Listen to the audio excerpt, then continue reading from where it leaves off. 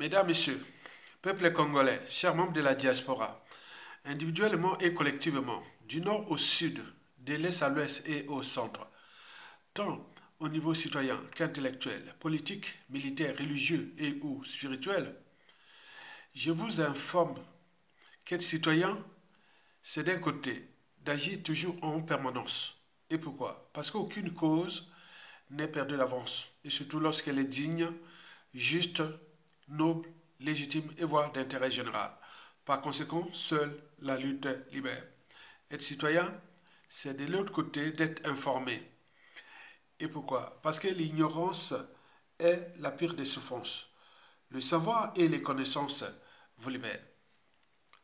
Pour info, il y a la question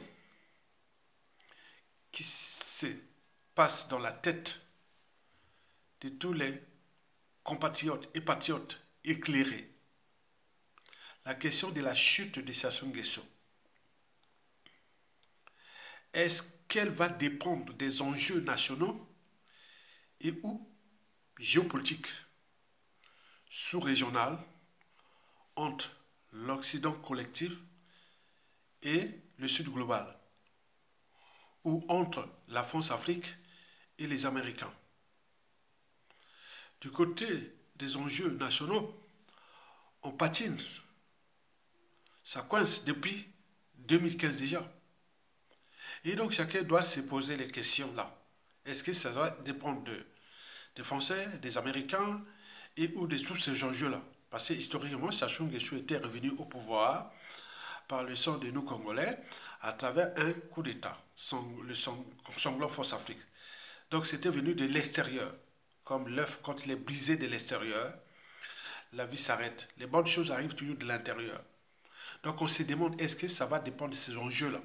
Sassou avait structuré son coup d'État avec l'aide des pays périphériques. Or, depuis le coup d'État, la plupart des pays périphériques étaient au service de nos bourreaux. Or, là, ça se chamboule. Donc, est-ce que la chute de Sassou Nguesso va être la coalition des enjeux nationaux et géopolitiques? Donc, on se questionne entre l'intérieur et l'extérieur. La suite, nous, on le verra comment va se passer l'affaire. Parce que déjà là, on pose bien les questions. Qu'est-ce que, chez nous-mêmes, on va prendre notre responsabilité de peuple et on le vit, mais pourquoi on n'a pas fait depuis 2015? Est-ce que ça sera les Français ou les Américains et autres? Donc, chacun doit réfléchir. Puisque nous sommes quelque part comme à bout de souffle depuis 2015. On en a perdu des vies. On en a perdu l'image, l'honneur du Congo, etc. Mais on ne se révolte pas. Il n'y a pas un coup d'état militaire depuis. Donc, il faut que se questionner. Toutefois, toute dictature a duré de vie limitée. Tout a un début et une fin. Par ailleurs, mesdames, messieurs, peuple congolais, chers membres de la diaspora, je vous informe que le fiasco du plan Biden, Macron, Denis Sassou Nguesso, Paul Kagame, Christelle Sassou Nguesso et Joyeux Lorenzo, pour d'un côté préparer l'accession au pouvoir de Denis Christelle Sassou Nguesso, ou plutôt la dynastie de Sassou et de Nguesso, et de l'autre côté, la balkanisation de la RDC côté Est et Ouest. Est, Paul Kagame, et Ouest, Joyeux Lorenzo d'Angola, pour siphonner les ressources gigantesques dont dispose la République démocratique du Congo. Est en cours de téléchargement. Le fiasco est en cours de téléchargement. Donc tous ces plans-là qu'ils avaient organisés tombent à l'eau. D'abord, pourquoi? Parce que quand on parle de conspiration, Macron, João Lorenzo, qui était là en visite ici à Paris, il y a 2 jours, contre la République démocratique du Congo de Félix Tshisekedi, est un échec, fiasco. João Lorenzo est venu conspirer contre la RDC ici, mais échec et mat. Puisque le contexte géopolitique ou géostratégique entre l'Occident, entre les Occidentaux eux-mêmes, déjà avec la France-Afrique et avec les Américains, et entre l'Occident et le Sud global, va se chambouler, va se transformer avec l'arrivée de Donald Trump. Or, tous les plans Joe Biden, des démocrates et tout compagnie qui étaient là déjà, de balkaniser la RDC Est et Ouest. Mais là, peine perdue. Parce qu'avec l'arrivée de Donald Trump, ça va s'échambler comme ça s'est chamboulé, comment ça s'est chamboulé en Israël, entre la Palestine et l'Israël. Ça va être pareil. Donc, ce qui va se passer là. Donc, Félix Tshisekedi va être renforcé. Le pouvoir de Félix Tshisekedi va être renforcé pour ces enjeux-là qui sont des enjeux de matières premières. Parce que les matières premières de la RDC étaient contrôlées par des réseaux démocrates américains. Depuis les Clinton jusqu'au Joe Biden. Maintenant, entre les démocrates et les républicains, ça chauffe en RDC pour le contrôle de ces matières premières. Même si et seulement si c'est pour les intérêts des Américains, très bien. Mais entre eux là-bas, ils se fracassent. Comme chez nous en zone force Afrique, c'était entre la gauche et la droite. Et là. Donc, Omar Bongo et Denis Sassou Nguesso l'avaient bien compris. Donc, ils finançaient les campagnes électorales, le financement occulte de la gauche comme de la droite. Il était vraiment bien servi. Mais là-bas, ce n'était pas comme ça. Donc, les Donald Trump veut chambouler tous les réseaux Biden et l'homme monstre avec ses projets d'aller sur Mars. Il a besoin de matières premières gigantesques dont dispose la RDC. Donc, il a comme allié, et aujourd'hui, c'est Félix Tshisekedi, puisque en 2018, ce fut Donald Trump qui l'avait placé Félix Tshisekedi contre les démocrates. Et donc, quand les démocrates sont revenus, donc Félix Tshisekedi a passé des sales moments entre 2020 et 2025 aujourd'hui avec les démocrates Joe Biden et autres. Donc, il va partir. Et donc, leur plan même de l'arrivée de Kamala Harris a échoué. Et donc là, c'est Félix Tshisekedi qui est en force. Comme il est en force, on voit bien les conséquences sous-régionales, surtout avec les conflits qui lient la RDC à Paul Kagame. Et donc là, il est aux abois. Il est au crépuscule. Et là, donc, ça va cogner très fort. Et vous avez, par exemple, pu voir ces derniers temps, il s'insulte des mots de tous les oiseaux. Et donc, vous avez déjà compris que ça va aller très, très chaud. Cela veut dire qu'entre Félix Tshisekedi et Paul Kagame, c'est fini. C'est la vie ou la mort entre les deux. Et donc, Félix Tshisekedi ne cesse de gagner des points dans l'Est. Et Paul Kagame est aux abois. D'ailleurs, l'ancien patron des services français, Alain Juppé, l'a bien précisé dans ses vidéos de ces derniers jours, que Paul Kagame est lâché. Et c'est les Américains ont choisi, comment on appelle, Félix Tshisekedi. Et donc là, ils chercheront à remplacer Paul Kagame au Rwanda. Or, la majorité, ce sont des Hutus. Et donc, on est en train de balancer le passé de Paul Kagame, qui fut aussi un gros criminel, parce que tout a commencé avant même les génocides, qui commençaient déjà à tuer. Et donc, tous sortent par-ci, par-là. Et donc là, on voit bien que le processus est engagé. Or, Paul Kagame se fut l'allié de Sassou Nguesso, de Kiki et de Joao Lourenço pour balkaniser la RDC et préparer la succession du fils de Sassou Nguesso à la dynastie au Congo. Donc, sur ce plan-là, l'arrivée de Donald Trump va tout bouleverser dans la sous-région. Il appartient aux Congolais de la RDC et nous aussi d'anticiper et de se battre. Ce n'est pas qu'ils sont là, c'est-à-dire nos bureaux, les plans cachés, les agendas cachés contre nous en Afrique centrale et avec les Sassou Nguesso, donc tombent à pic et donc il faut vraiment enfoncer. Et nous aussi, on doit aller dans ce processus-là. Donc, la conspiration de Joao Lourenço qui était ici à Paris, échec et mat. Échec et mat. Parce qu'il n'avait plus de choix. Deux, toujours Paul Kagame. Lui, bon ben, lui qui était dans le cours déjà d'installer Kiki au pouvoir, puisqu'il y a eu donnant. les ventes des notaires, c'était préparer les mercenaires rwandais pour venir nous tuer, parce que c'est s'est passé sous Mobutu, ou pendant la transition entre 90 et jusqu'au génocide en 1994, ils avaient déjà envoyé plein de mercenaires en RDC, qu'on appelait à l'époque Zaïre. Et au moment de 1994, quand il a déclenché le génocide, ils étaient déjà là. Et c'est là qu'ils ont supprimé les visas entre le Rwanda et le Congo. Ils ont signé des accords, donc ils sont déjà là. Donc les gens sont identifiés. Parce que si ça se termine mal, mais nous pourrons faire passer à des actes de violence contre les Rwandais qui sont déjà identifiés. Les services de renseignement intérieur travaillent. Chacun défend son village, chacun défend sa terre. On connaît qui est Rwandais, qui n'est pas Rwandais au Congo. Mais la ville, on le sait, on est petit. Donc là, Paul Kagame, le coup de Paul Kagame pour installer Denis Christophe Sassou Nguesso tombe à pic. Et donc c'est aux abois. Parce que Paul Kagame est en train d'être, il est affaibli. Il va aussi, voilà. Donc, tous les décors, tous les accords, tout ce qui était là est grillé. C'est pour cela que Denis Christophe Sassou Nguesso temporise. Il cherche maintenant, il ne sait plus à quel sens se vouer pour que son plan continue. Parce qu'il était déjà programmé pour la dynastie de Sassou et de Nguesso. Même si nous, on les rappelait déjà que Denis Christophe Sassou Nguesso n'ira pas loin, puisque dans le clan, tout sauf Denis Christophe Sassou Nguesso. Mais n'oublions pas les dérèglements politiques et militaires dans le nord et dans la Kivette. J'en ai des réseaux militaires énormes. Il dit non, non, non, non, non, les fils là, non. Si c'est avec les mercenaires, on se bat. On se bat dans le pays, pas question. Donc vous imaginez que Christophe Sassou Nguesso grillé et son plan de dynastie tombe à pic dans l'eau.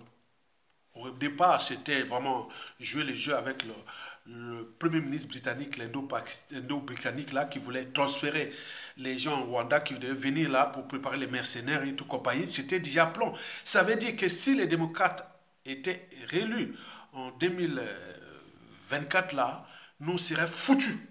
On serait foutus. Je vous dis sincèrement, on serait foutus. C'est chaud. Donc, troisièmement, il y a Joao Lorenzo qui était dans le coup. Mais lui-même qui est aux abois, vous souvenez-vous, il y a 1 an ou 2 ans, même, oui, peut-être 1 an, on a créé Joao Lorenzo, dictateur. En Angola, là-bas, il n'est pas bon, c'est pas bon. Hein. Ça chauffe, hein. Ça chauffe contre Joao Lorenzo. Et donc là, il était dans le coup de Joe Biden pour balkaniser la RDC. Et là, comme il est en position de faiblesse maintenant, le divorce est déjà presque, va être peut-être consommé entre lui et Félix Tshisekedi. Et qu'est-ce qu'il avait fait? Il était venu voir Denis Sassou Nguesso à Brazzaville pour dire, ah, vous parlez ensemble à Lingala, va lui parler que bon, on va pas, voilà, donc attendons, la traîtrise se paie toujours en monnaie de 16, non?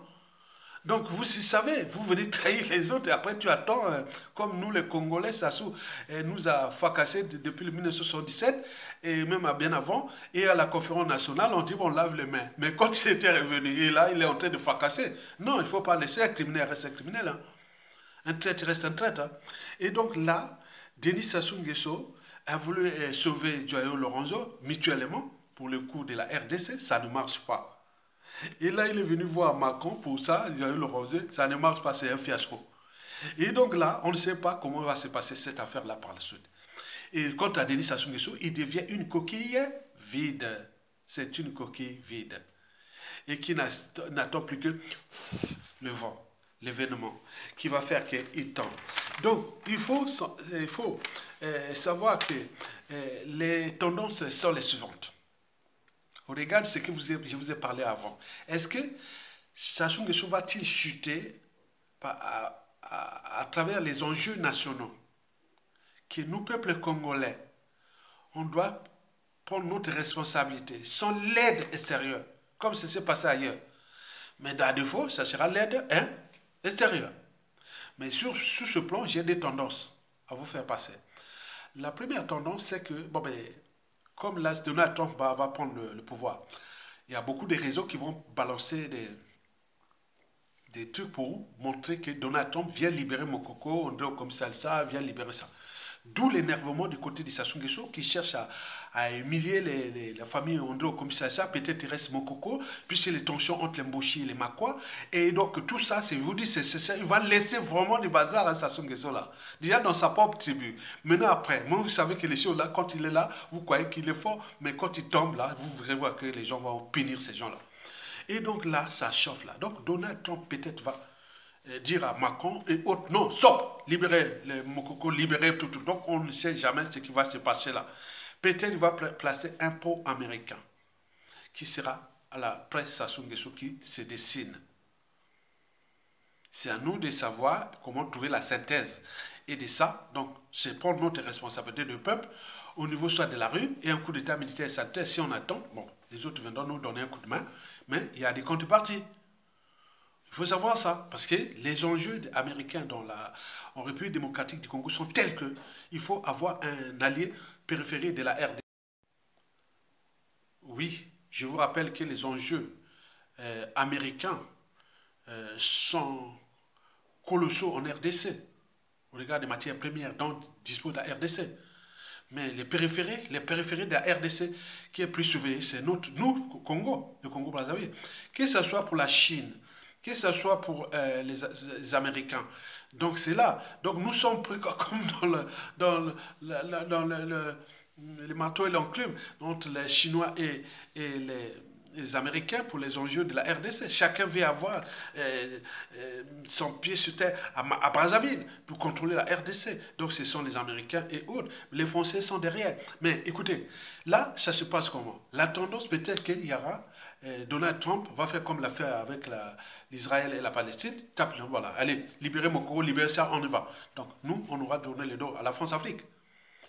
Et même si on reste dans le Conseil occidental et tout, mais la France va perdre beaucoup d'enjeux là. Mais ce qui ne veut pas, la France va dire, ah tiens, non, l'avion devient comme un enfant. Hein, vous voyez comme un enfant. Quand vous achetez un cadeau, des cadeaux à un enfant, vous les gardez avec vous pendant quelques minutes. Et vous lui donnez les cadeaux, il a ce cadeau-là, tranquille, tu vas jouer. Ah non, c'est à moi, c'est moi. Non, non, non, c'est à moi. Il va pleurer parce qu'il ne sait pas partager. La France-Afrique, c'est ça. Il laisse le Congo mourir, et les prisonniers pour tout. On surveille Sassou Nguesso. Maintenant, quand on veut bousculer Sassou Nguesso, et il vient là pour. Voilà, donc vous comprenez ça. Donc tu donnes un cadeau à un enfant, et là tu le laisses jouer. Après, quelques heures ou heures, tu dis, ah, c'est mon cadeau. Oh non, non, non, non, non, non. Parce que les enfants ne savent pas partager encore. Chez leur système limbique n'est pas encore très développé. Cognitif, et voilà, donc c'est ça. Donc ils ont encore plus d'émotions et autres. C'est pourquoi ils pleurent facilement. Et donc là, nous, c'est avec la force africaine. Ils nous laissent là, ils regardent comme nous sommes en train de mourir le Congo-Brazzaville pour qu'on soit dans une situation vulnérable. Au moment que nous, on cherchera à bouger, et où les Américains, ou ailleurs, eux, ils viennent maintenant. Donc, vous voyez comment la France. Donc, c'est ça. Donc, il nous a puni depuis le coup d'État, la France, jusqu'à nos jours. En passant par 2015-2016. Donc, le contexte anti-France-Afrique au Congo-Brazzaville est problématique pour la France. Quels que soient les contextes, quels que soient voilà. Donc, parce que on n'a pas encore géré le contentieux de 1997 à nos jours, où la France avait structuré, organisé, managé le coup d'État le plus sanglant de l'histoire du continent. Et donc, Sassou Nguesso est là, il a fracassé un pays, piétiné tout un peuple, et donc nous sommes là, nous cherchons à quel sens se vouer pour se libérer. Donc, la tendance, elle est là. C'est-à-dire, la première tendance, que nous suivons ce qui va se passer aux Américains. Parce qu'ils ne voudront pas laisser le Congo-Brazzaville comme ça. Donc, l'ambassadeur des Américains qui était là, qui était avec Sassou Nguesso, était, voilà, donc c'était, voilà. Maintenant là, ça va avoir un nouveau ambassadeur qui sera vraiment quelqu'un qui va surveiller Sassou Nguesso et de tout ça. Donc, on ne sait pas, américain, je vous dis bien sûr, mais celui de la France va bientôt aussi partir dans quelques mois. Et voilà, donc il y aura bouleversement géopolitique, géostratégique dans la sous-région. Regardez ce qui se passe en RDC. La RDC va devenir les pivots de tous les bouleversements en cours. Sachant que ça va chambler au Gabon, en mars là, 2025 là, mais surtout au Cameroun, la première économie d'Afrique centrale, et qui est dans la zone SEMA, qui là-bas ça chauffe, et qui veut s'affranchir des billards et de tout ça. Or que beaucoup de panafricanistes, beaucoup de tout ça au Cameroun. Donc ça va être vraiment chaud. N'oublions pas la Côte d'Ivoire aussi, là-bas ça chauffe. Donc la France-Afrique est dans une situation problématique. Et donc nous, pour nous, Congolais, quand on en parle là, il dit, laissez-nous tranquille, la France-Afrique, ni ceci, ils nous ont fait du mal, et nous on cherche pas. Donc il y a, la tendance est problématique pour la France au Congo-Brazzaville. Et donc c'est pour cela qu'elle met les moyens pour que nous soyons autour. Voilà, donc vous comprenez ça, il y a des tensions là. Bon, la troisième tendance, c'est nous, peuple congolais, individuellement et collectivement, on va soit dans la rue, et ou un coup d'état militaire salutaire. J'ai dit la rue pourquoi? Parce que la paix envers Sassou Nguesso est imaginaire. Depuis 1997, ils ont tué. Le Nord est déjà divisé. Là, qui va être pareil, et autre qui du Nord et autre que les Congolais dans la rue, qui va tirer ou autre. Non, il n'y a pas. La force, la rue est dans Brazzaville. Brazzaville, ce sont les sudistes et les Tégrés. Donc, si on met ça, on prend le pouvoir, on rentre dans une transition. Il n'y a pas d'élection. L'élection, c'est vraiment valider les capacités, l'indignité et tout national depuis 2015. C'est lui qui parle d'élection, non? Qui va laisser quoi? Vraiment, c'est moi qui ai été élu président et qui va contester, qu'on va ajouter les ex, ceux qui ont gagné depuis Mokoko, en passant par qui peut faire Kolela, il est mort. Et on peut trouver une autre. Vous choisissez quoi? La prison ou la mort? C'est là, s'il n'y a pas la prison ou la mort, donc vous étiez un complice. Parce que les vrais qui se sont affrontés avec Sassou Nguesso et ont été tués ou en prison. Donc si 2026, vous êtes là, vous êtes là, comme ça s'est passé en 2002 et en 2009, donc vous êtes complice. Mais vous savez que ces choses-là, ça se termine même avec le peuple, en ce moment au mouvement. Donc il faut en tenir compte de ça. Donc il n'y a pas d'élection présidentielle en 2026. Si on va avec les élections présidentielles de 2026, c'est vrai que nous sommes en incapacité de se rebeller ou de prendre notre responsabilité. Et c'est très dangereux, puisque ça va être la permanence d'état de crise après ça. De toute façon, il va partir. Il doit partir. Et donc là, il nous reste que la rue et ou un coup d'état militaire salutaire.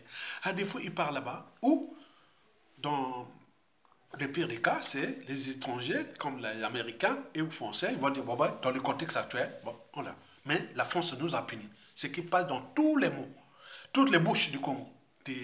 Du commun des mortels jusqu'au... La France nous a punis. La France nous a punis avec Sassou Nguesso. Et pourquoi? Donc on ne sait pas. Donc là, et vous allez comprendre ça, et les enjeux qui arrivent. Et donc voilà pour l'essentiel d'éclairage citoyen, intellectuel, politique et existentiel à la fois de la situation qui va se passer entre les deux Congos ou en Afrique centrale au moment où Paul Kagame s'enfonce, il n'a plus de choix, il va tomber, il doit tomber, parce qu'il est rentré dans ce processus-là. Félix Tshisekedi montre en puissance, avec l'arrivée de Donald Trump, il va jouer stratégie, et c'est pour cela que même si en 2028, qui se présente ou pas, il va trouver quelqu'un qui sera avec lui, qui va le continuer, et après, bon, Pipi est revenu comme l'a fait le président Poutine, il a laissé d'abord à l'autre, il revient, donc ça peut arriver à 2028. Et où il continue le mandat. Donc nous sommes dans une situation où les rapports de force géopolitiques, géostratégiques s'inversent. La France s'affaiblit en Afrique. Et pour la plupart des panafricanistes ou des Africains, c'est une bonne nouvelle parce que la France nous a porté que déclassement, néocolonialisme, dictateur, coup d'État, racisme, pillage et tout comme on en parle dans les réseaux. Et pour combien de temps encore? Likez, partagez et pour ceux qui peuvent soutenir la résistance, tant mieux. Merci.